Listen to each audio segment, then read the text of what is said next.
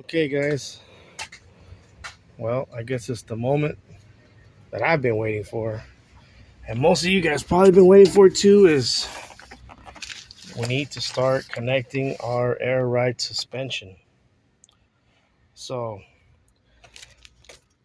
a while back, when I did an unboxing, or actually just like a reveal of which one I was going with, and I'm going with the AIRLIFT Performance 3P. I got the 3P. The difference between the 3P and the 3H, the 3H has height sensors like these, and there are programmed 1, 2, and 3 for 3 different heights. 3H, 3 heights. 3P, 3 pressure settings. So I went with the pressure setting um, model uh, just because I think it's easier for me. I'm not really too good with sensors, so I've never installed anything that had sensors on it, and I really didn't want to practice on this one. Um, I'm used to just running a regular air valves, and they're just manual valves. If I want it to go up, it goes up, just with the switch. Oh, look, you guys haven't seen that, huh? But I'll get to that later. I went with just 3P, and it runs off of 3 pressure settings. So you can set it to, let's say, I'm just going to throw a number out there. Let's say 30 pounds of air would be like your setting 1, and 50 pounds of air in a bag would be your 2 second height, and then your 3 would be, I don't know, say 80 pounds. So depending on how much air is in these bags is how high your vehicle is. Hope that makes sense to you guys. But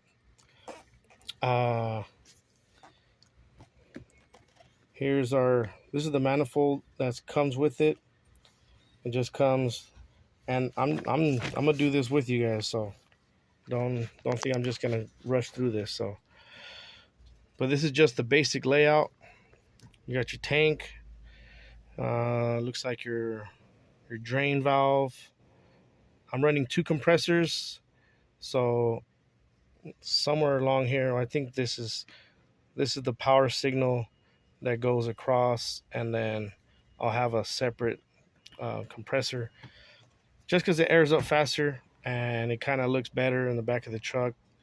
A little bit more of a what's the word I want to use? I don't know. More even, I guess. There's a word. Can't think about it, but tank here, and then you have your compressor here and compressor here. I think it just looks better.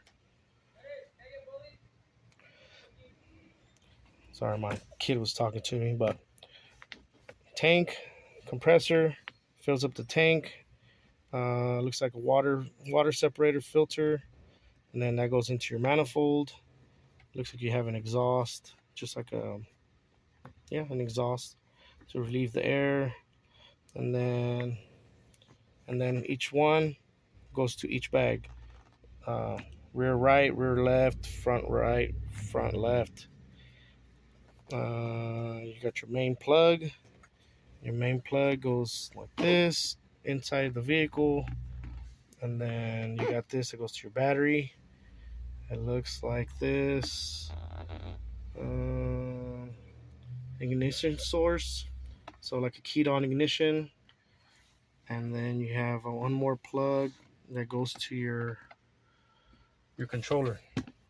So with that being said, a lot of this stuff, well, actually all of this stuff right now that I've been like unboxing it and taking a look at it, all this stuff seems to come labeled, which is a huge plus.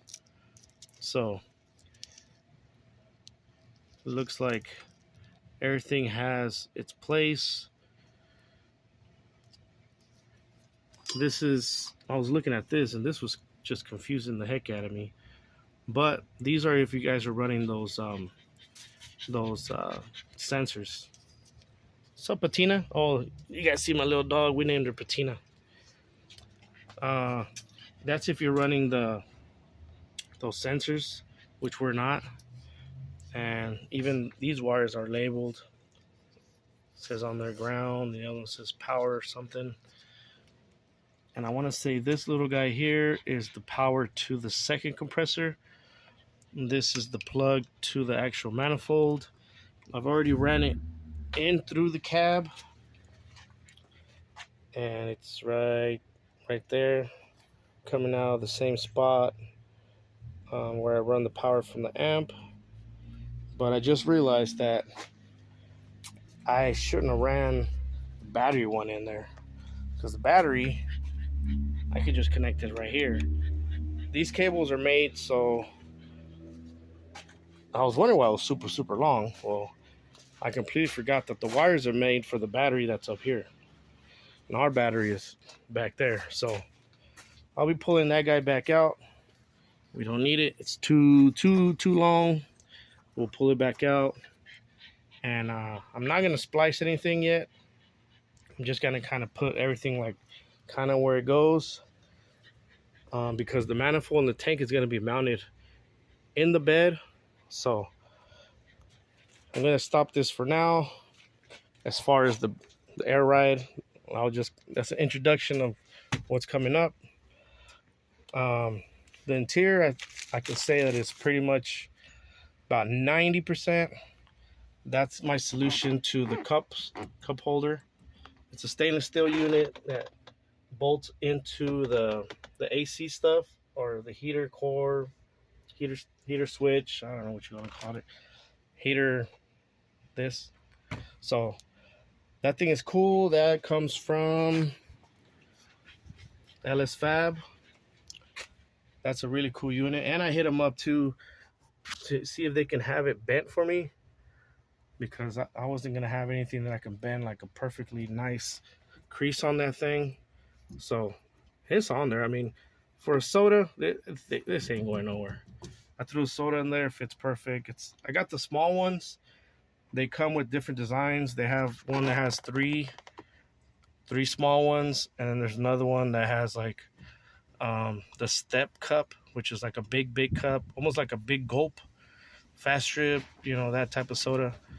I thought that was gonna be just way too big, because I mean I'm gonna have somebody sitting here.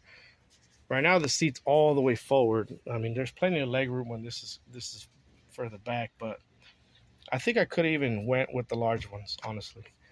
So in my opinion, I think the large one would have been good, but I like this one. I drink Red Bulls. Red Bulls fit. Regular sodas fit. Anything that I'm going to drink is going to fit. I'm going to make sure that it fits in there. Another thing, we got a glove box deal in here. I went with the plastic unit. Our other one was in good shape, but that plastic is just going to last way longer. The other one's made out of paper, and it wasn't in good shape. As far as the interior, I got this from LS Fab 2. This is their custom blanket. This one's a saddle brown, and that just ties in this whole thing. Besides it being cool, it actually looks nice in here, and it matches. And you take your truck out to the park or whatever, you can put that out in the grass if you really want to. But I have a gun rack that's going to be going here, so that'll probably just be mounted back there in case you need it. It's right there. I haven't found my gun rack, but I know I did order one. I will get to that later. And our things up here, it came in and it was only one, which kind of sucks because it was $49.99, and I think that should have been the price for two. Well, that was the price for one. I'm not gonna say what brand it is. Maybe I should have read the description, but I don't think 2 bars are worth $100. But that's my opinion. Our mirrors up there, our little clips are up there. So we're just missing the other one that's gonna go on that side. We'll put our visors up, and the interior will be done. I like the way it came out. I think it's very nice. It's the nicest one I ever had. So as far as her interior is done. Motor wise, yesterday I got my wires in and I got my little sleeves in. I'll put them in. Our new valve covers are here. I'm not going to be running these black ones. I'm going to be running a polished aluminum ones. What else? We did set the timing, but we haven't started it, so I don't know how far off that thing is. I'm trying to get everything situated because I do need to start the vehicle. I think I showed you guys all this. That come from CPP. That's it for now. We'll call this just an update. I guess you can call it Air Ride Part 1. And I'll see you guys soon for Air Ride Part 2. And we'll start putting some stuff together. All right, guys. Catch you guys on the flip side.